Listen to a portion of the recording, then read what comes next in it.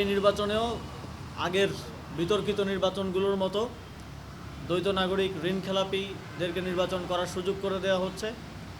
আমরা পুরো নির্বাচন কাঠামোর প্রশাসনিক যেই কাঠামো আছে সেটার একেবারে ইসি থেকে মাঠ পর্যায় পর্যন্ত এক ধরনের একপাক্ষিক পক্ষপাতদুষ্ট আচরণ দেখতে পাচ্ছি, যেটি আমরা মনে করি একটি সুষ্ঠু নির্বাচন আয়োজনের ক্ষেত্রে এক ধরনের বাধা। এবং এই নির্বাচন কমিশন এই নির্বাচন কতটা সুষ্ঠুভাবে আয়োজন করতে পারবে সেটা নিয়ে এক ধরনের শঙ্কা তৈরি হয়েছে। এই বিষয়গুলো আজকে আমরা সরকারের কাছে তুলে ধরেছি। নিয়ম বহির্ভূতভাবে জাতীয় নাগরিক পার্টির 2 জন প্রার্থী, ঢাকা 11 আসনের এনসিপির প্রার্থী জনাব নাহিদ ইসলাম আমাদের আহ্বায়ক, এবং ঢাকা 8 আসনের এনসিপির প্রার্থী নাসিরউদ্দিন পাটোয়ারি, 2 জনকে শোকজ করা হয়েছে। আমরা দেখেছি যে ওনারা যেই কারণ দেখানো হয়েছে ওনারা বলেছেন যে ছবি দিয়ে নির্বাচনী প্রচারণা করার কারণে ওনারা শোকজ করেছেন, কিন্তু সেটা ছিল গণভোটের প্রচারণা। এবং কোনো আরপিও এবং আচরণবিধির কোনো জায়গায় আমরা পাইনি যে এটা কোনো ধরনের আচরণবিধি লঙ্ঘন বা শোকজ করার মতো কোনো অপরাধ একজন প্রার্থীর পক্ষ থেকে। আমরা মনে করি এটা সম্পূর্ণ পক্ষপাতদুষ্টভাবে এবং একটা মিডিয়া ট্রায়াল করার জন্য আমাদের প্রার্থীদেরকে, যেটা এর আগেও আমরা বিভিন্ন সময় দেখেছি করা হয়েছে, এই শোকজটা দেওয়া হয়েছে।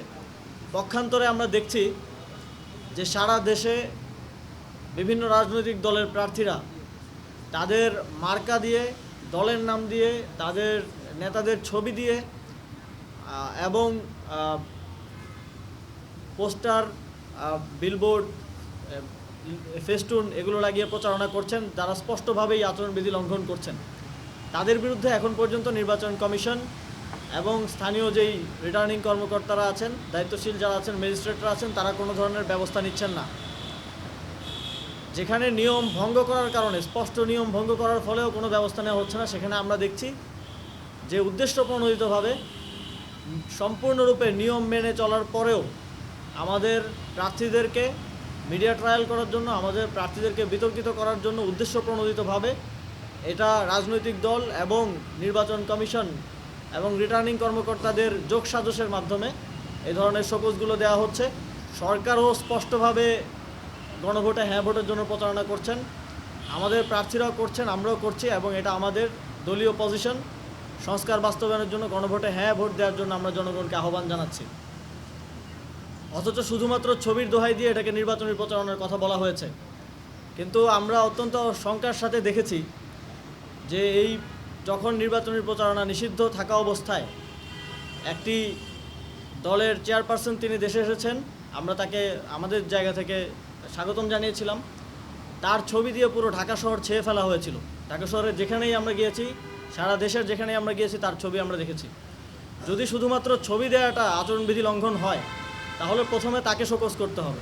পলিসি যদি কোনো নির্দিষ্ট দলের প্রতি বা নির্দিষ্ট প্রার্থীর প্রতি আলাদাভাবে অ্যাপ্লাই করা হয়, তাহলে এটা নির্বাচন কমিশন এবং পুরো নির্বাচন ব্যবস্থাকে বিতর্কিত করবে বলে আমরা মনে করি।